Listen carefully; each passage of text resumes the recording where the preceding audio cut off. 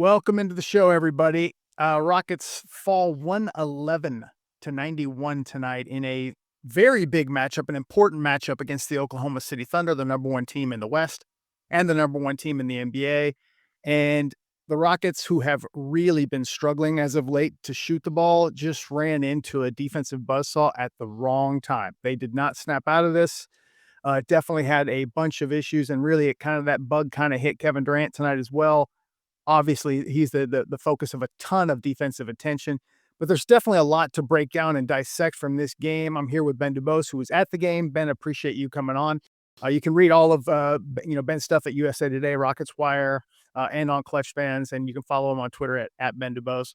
Ben, I think this game to me just sort of illustrated that the Rockets they have a way to go still, even Yeah. with this this team. They're missing Tari, sure, DFS, but they just still have a ways to go before they're up there.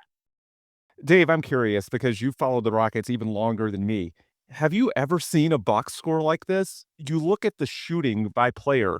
So Alperen Şengün amongst your starters had the best shooting percentage, but he was 7 of 15. Below 50% for your big man is never ideal. But outside of Şengün, the other four starters, KD, Jabari, Josh Okogie, and Min Thompson, all 33% or worse. And your top two reserves in shot attempts, Reed Sheppard and JD Davison, 3 of 10 and 2 of 9. So outside of Alperen Şengün, who was below 50% himself, your top six shooters from a volume perspective were all at 33% or worse. Not from three, overall. Like, that's just one of the craziest box scores that I've ever seen. Yeah.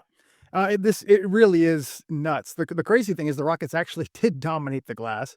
Offensively, I think it was offensive rebounding. Let me double check here. 23-7 in offensive Yeah. rebounding. The shot attempts 104-89. But Ben, it's hands down 27 points is the difference that they scored from 3-point range than the Rockets did. The Rockets, not because Şengün's been out or been back, but they have started to take less threes, which we thought was kind of a good sign. But tonight just took 24 threes, hit 7 only of them, and while the Thunder went 16 of 41. So that was a huge difference. But defensively, just they're elite. Yeah. They're great. I mean, this is an all-time type team, and their defense just gave the Rockets a ton of problems. Yeah, I mean, we can go down the list for sure. KD is just going 7 of 23 after he has been so good. But like I said, I think the defensive attention paid to KD is some of the reason for that. But just nobody had it going on, as you pointed out. Well, and to me, this is different than the other bad shooting games. When they lost in Dallas, the two in Portland, the one in Sacramento, those it felt like were just shot luck outliers where it wasn't your night, and that made it incredibly frustrating. Dave, tonight, it was bad shot quality. I don't think they shot poorly from the standpoint of missing a ton of open looks. I think they didn't get open looks for the most part. That's what it felt like watching this game live. Oklahoma City is so good at taking away option A, option B, even option C. And so it really comes down to your ancillary pieces, your Reed Sheppard, Jabari Smith Jr., Josh Okogie, Steven Adams. It's your fourth and fifth options on the court at a given time. And the Rockets had nothing from those guys tonight. JD Davison helped them in a few ways. He brings them some traditional point guard skills, but he couldn't shoot well enough. He was 2 of 9. And I think what this game really showed you was that without Fred VanVleet and without the version of Alperen Şengün that hit 5 threes in that opening night game in OKC that was really a coin flip and could have gone either way, I don't know how the Rockets can score enough to beat this team. Like, the only way I think you can possibly overcome it is if Reed Sheppard and or Jabari Smith Jr. get going. Those are your only two other rotation players with some offensive upside, and Reed was terrible tonight. He didn't shoot well defensively. He got abused. And Jabari, it was at best a mixed bag. He started off well, did make threes, but eventually OKC chased him off the line and he couldn't hit the middies. He couldn't finish well enough near the rim. And so he just wasn't well balanced enough as a scorer. And the thing with OKC, they're so physical. They're so good at ball pressure. They will take away what you do best, unless maybe you have a Nikola Jokic. And this is no disrespect to Kevin Durant or Alperen Şengün. The Rockets just don't have a player at that level right now. Unless you have a player of that caliber, you're probably not going to beat Oklahoma City just based on your star going out there and single-handedly carrying you to the win. No, it's going to take your supporting pieces to at least loosen the defense some. Maybe the supporting pieces don't win the game for you, but they at least give the stars more space to operate. And if the supporting pieces shoot the way they did tonight, eventually they're just going to choke the life out of you. And so the bottom line for me, those games on the road trip that the Rockets lost, they missed some open shots. And at the end of the year, if they fall to 4, 5, 6 in the standings in the Western Conference, they'll regret it. Tonight, I don't think they'll regret it. I don't think they'll look back and say, wow, this was shot luck, shot variance. No, they just got their ass kicked. It's just tough for me to see this playing out differently unless you get Fred VanVleet back. But even if Fred comes back, I don't know if he can be close to 100% this season. And short of making a move at the deadline, I mean, we're close to halfway through the season. And I'm not going to say it's been a terrible year for Reed or Jabari from a developmental perspective, but I don't think either of them is to the level that you need in terms of offensive creativity to beat a team that's this good defensively. Yeah, to your first point, I think that's a great point, and this is no insult to Şengün. It's actually a compliment to Şengün in that first game where, coming off of the Eurobasket where he was hitting threes, like lots of them, and we're like, "Wow, is this for real?" Comes out against the defending champs on the road, hits, I believe, 5 of 8. I'm going off of memory here Yeah. from 3, and we're like, "Oh my gosh, this is for real." He hit a couple more, I think, in a next game. Since that first game, he's hit 16 threes total in like 30, 31 games. I think he's 2 for his last 25. It's just that game saw Şengün do something we haven't really seen for the rest of the season, and it put them at a level that was awesome. I still think the Rockets would have been more competitive if other guys, Amen, Jabari, Şengün certainly, and especially KD, had just hit some shots. But at the same time, I'm just really nervous about this team from a 3-point shooting standpoint. This has got to correct itself because I don't know, for me, and maybe I'm old school on the new school already, but I just feel like since that 2018 Rockets team, you've got to have a good defense. You've got to be able to hit open threes. And that just seems to be a problem. Go ahead. The problem, in my opinion, is that the one source of good play they had tonight was the double big lineup. Steven Adams won his minutes. But then if you play Steven Adams, Şengün, and Amen together, that's 3 of your 5 that are non-spacers. So then you get crushed from 3-point volume. Like the Thunder put up 41 threes tonight, and it helps they made 16 of them. The Rockets put up 24 and made 7, so they were worse in volume and accuracy. But even if the accuracy was a little bit better, the Rockets still got killed in volume. And that's where, again, the double big work to an extent. They weren't as bad in those minutes as they were others, but at the same time, to go back to your point, if the Rockets are only putting up 24 threes, it's tough to win in the modern NBA when this is your formula against a really great team. Yeah, Reed, let's talk a little bit about Reed for just a minute, right? I know a lot of people have been clamoring for Reed, and maybe they are correct. There was a play in the fourth quarter where he got switched onto AJ Mitchell, and AJ Mitchell just his eyes lit up.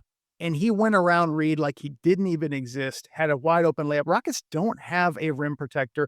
They're not, they can't, my point is they can't afford to have players that can't hold their own on the perimeter. It's been this way for a while. When you are playing Şengün is an offensive center who's very versatile and gifted in that way. So, yeah, I don't know. That's a very tough thing for Ime because Reed is extremely, as you use the word variance, like there's the potential for him to go off and hit 5 to 8 threes in a game. You need that type of thing, like the whole, Cocaine Curry, Steph Curry going off kind of thing. But he's definitely lost some confidence in Reed because he's going to JD Davison, playing him early. Davison tonight didn't have his shot going on, but he seems to be more the trusted player right now at this moment. Aaron Holiday's not playing at all, and Reed's minutes have come down.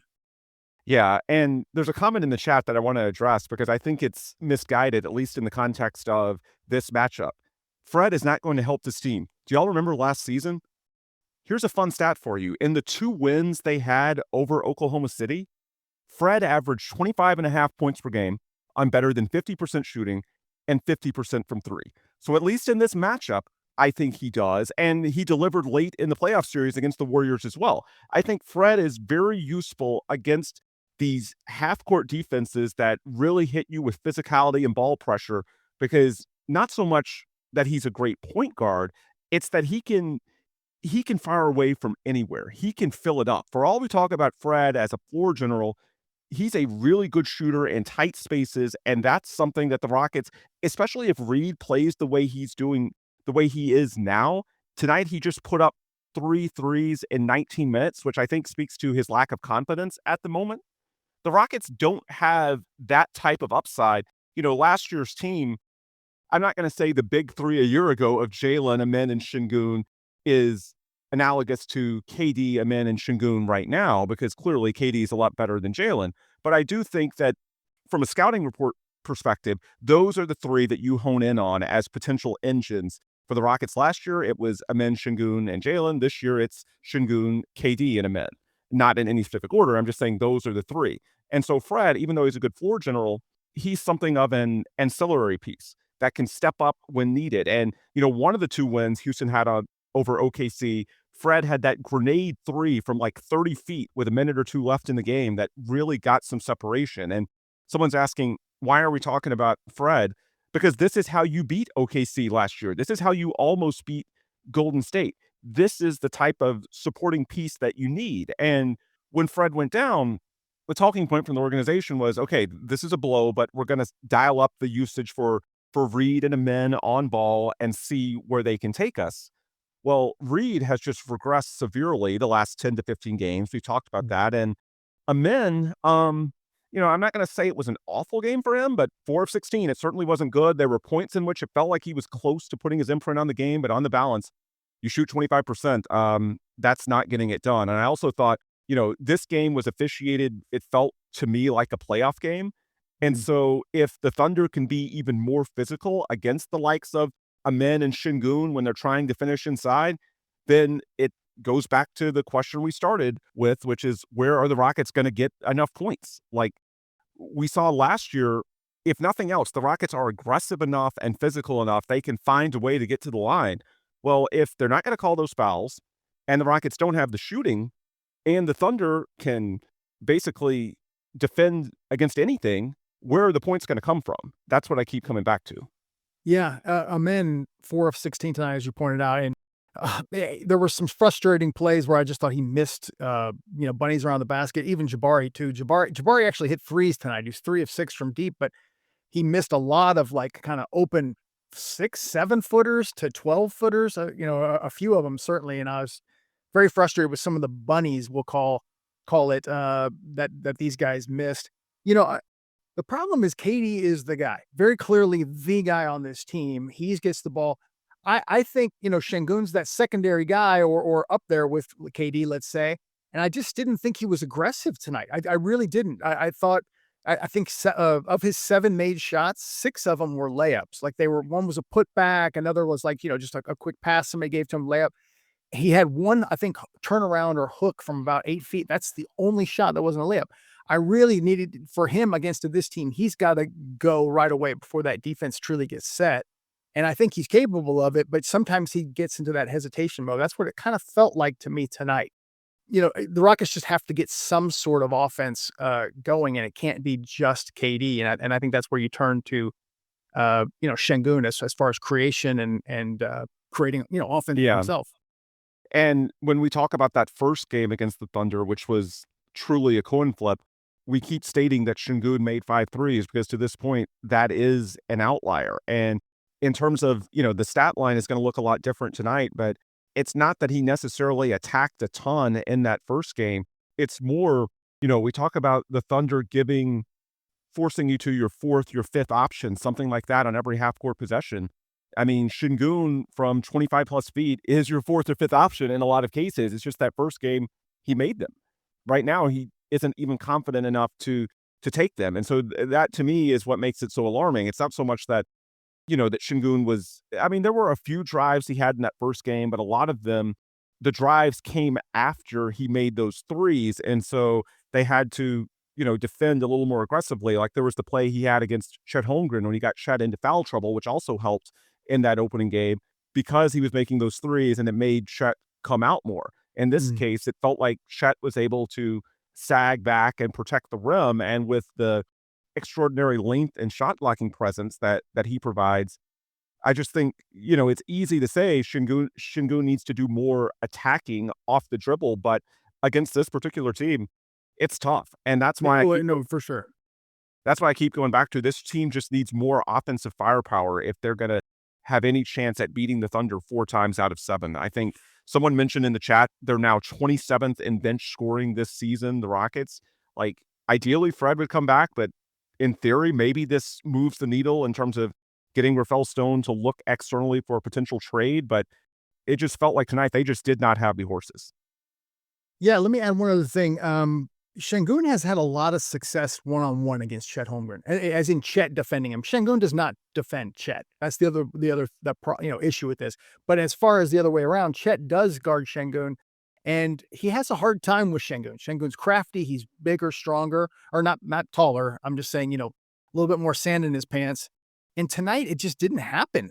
Chet held his ground, did I thought, a better job. Chet had a really good game, actually, right out of the gate. I think he had first 5 shots, hit a couple of threes, blocked shots, was a very versatile player for them. They talked about after the game about whether he's up there for Defensive Player of the Year. This is a really tough team. This is the basically benchmark, where the Rockets need to be. I think you have to look at San Antonio and some other teams as well, but OKC is it, and it's tough. Tari's not in the game. Hartenstein's not here either, so it's a different type of matchup. You saw a lot of Caruso on Şengün. But I just thought that's where tonight against this team where we needed Şengün to feast because of that matchup, and it just didn't happen. Well, and one reason we're talking a lot about Reed, when you look back at those matchups against the other elite teams in the West, you mentioned the Spurs, and it made me think of that NBA Cup game. We'll see the Spurs 2 more times in the next 12 days, I believe. Oh, I forgot about the second one. Okay. Reed was tremendous in that game against the Spurs. And on the balance, the 3 games against Denver, he was very good in those as well. Tonight, he was dreadful, and I think you see the difference. I think against the truly top-tier teams, you need another offensive creator to step up. And the way this roster is built, after losing Fred VanVleet, the next man up is Reed Sheppard. And when he delivers, this Rockets team has been competitive. When they get the version they had tonight, there's just nowhere else they can turn. J.D. Davison gives them, more of a presence and more point guard ability, but he's certainly not going to fill it up from 25 plus feet the way you do, especially to overcome the math disadvantage that we cited a couple of times. So I just think so much of it comes down to Reed. And then I don't want to pile on Jabari because certainly on the balance, it's better than the last few games. He is making threes, but it was just so frustrating for me, Dave, because midway through the third quarter, I think he had like 15 points, 7 rebounds. He had made 60% of his threes. Like, the possibility was there for him to score 25 plus points on good efficiency and give the Rockets a chance to win this game. Yep. And as soon as the Thunder chased him off the 3-point line and said, will you make some tough middies in traffic, finish through contact near the rim? He couldn't. Yeah. And it's just so frustrating because lately the struggles for Jabari have been the 3-point shot. Well, now as soon as it feels like he's figured that out, now all of a sudden the in-between game is deserting him. And it's a missed opportunity. It's not to say that Jabari has the upside that Reed does offensively, but I think the way the Thunder were defending the Rockets, Jabari was the one guy that, on the right night, you could have gotten a little bit more out of. And tonight, unfortunately, was not that night. Yeah, no, you're exactly right. I mean, I mentioned that a little bit earlier, but just the middies could not hit those. He got stuffed a couple of times. I think Chet might have been Chet twice. But yeah, and some of those are so maddening for me to watch, Ben, to be honest with you. I'm like, okay, that's a wide open. There's certainly not defenders around him. 6 to 8 footer. You would think he makes that in his sleep, and it's just rimming out. And it just feels like, I don't know what it is. I don't know if I'm biased or what, but it just feels like the rim off of Jabari's shots the ball just rockets off of it. And you're like, gosh, you got to be kidding me. But yeah, he did not have a good game inside the arc tonight at all. But overall, I don't know what to say about this shooting slump that they're in. I can't chalk it up tonight to just the shooting slump because that defense is really, really good, the best in the league. But I mean, tomorrow is Minnesota, Ben, and no Anthony Edwards, which if you're just looking for a win, this should be a gift, but I would not chalk it up as a guaranteed win. I don't know what you think about that game coming in or what Gobert's been apparently having a monster year. I don't think the Rockets have played Minnesota yet this season, correct? I don't think they have. Yeah, I don't remember a game, to be honest with you. So, yeah, go ahead. Gobert will protect the rim. That's one thing, unless, maybe prime James Harden could do something about that. But Gobert is an elite rim protector. And so it's going to come down to your ability to make shots. And I'm very curious. I wouldn't say tonight was necessarily an extension of the shooting slump. I think tonight the Thunder just choked the life out of you, but it's not like they've broken out of the shooting slump either. So they haven't had a really good shooting game in a while. This is a setting where they're going to get some open looks from three because Gobert is protecting the paint. You just need to make them. I think it's that simple. And the legs are going to be tired on night 2 of a back to back. Maybe you get Tari Eason or Dorian Finney-Smith back. They're day to day with their injuries. Not going to use that as an excuse for tonight because I really don't think they changed the math all that much. And also the Thunder were missing Isaiah Hartenstein. Excuses only go so far.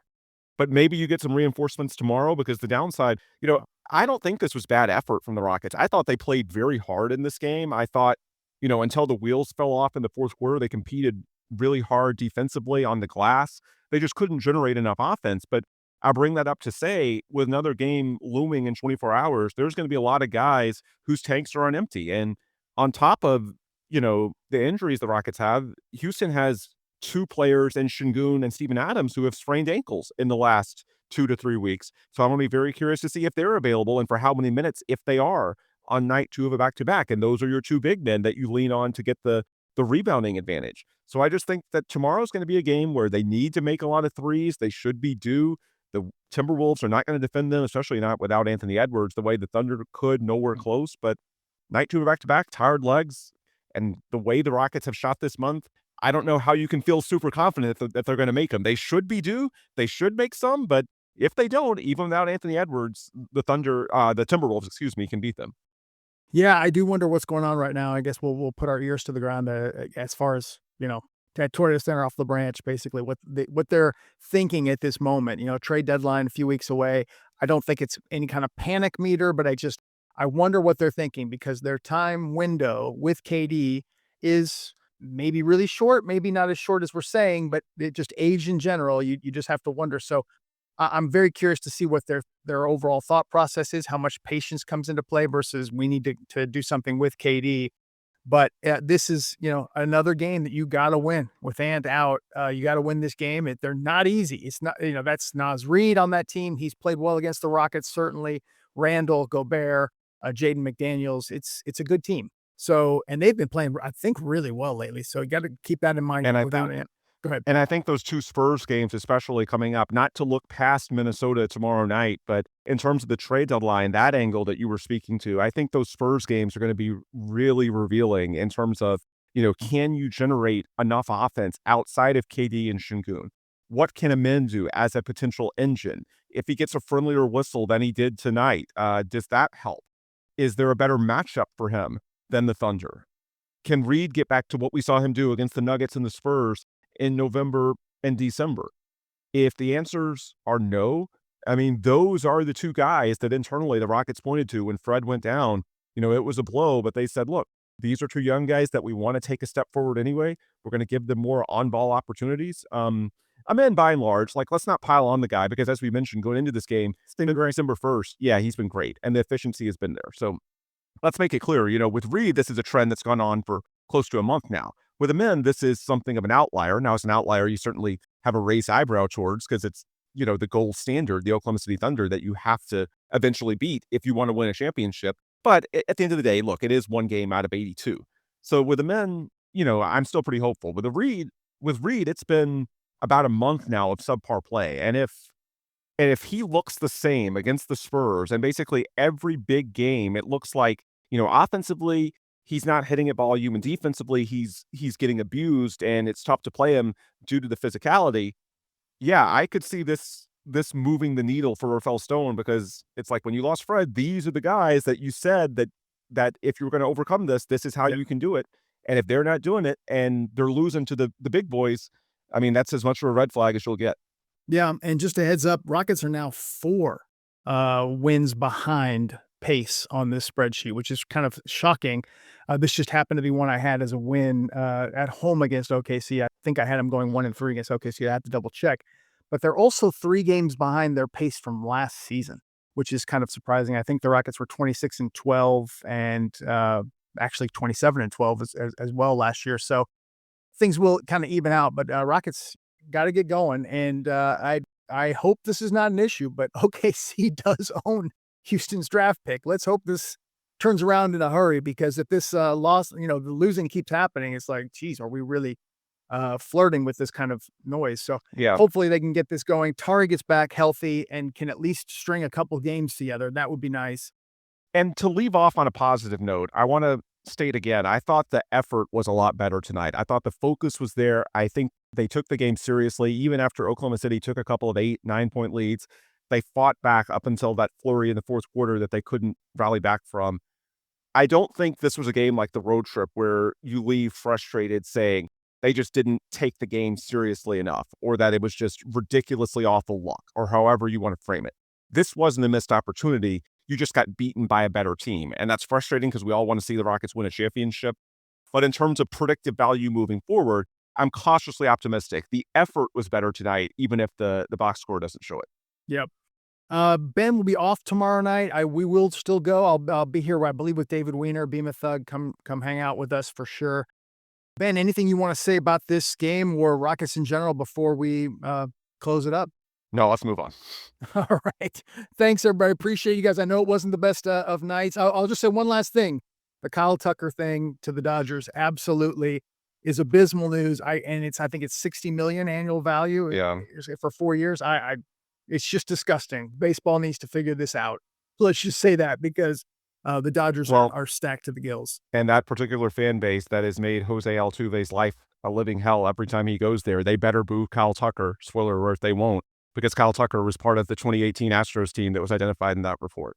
So if Jose Altuve is complicit for not turning in his teammates, so is Kyle Tucker. But just like Teoscar Hernandez, they will do some mental gymnastics and move the goalposts. Oh, is what it is. You're just highlighting politics and team sports. It's my side, or the other side. That's it. So you will see them do nothing but cheer Kyle. So yeah, it's appreciate all you guys for joining us tonight. Please feel free to leave comments in the underneath the video, and we'll get back with you, and we'll see you guys tomorrow night. Thanks, everybody.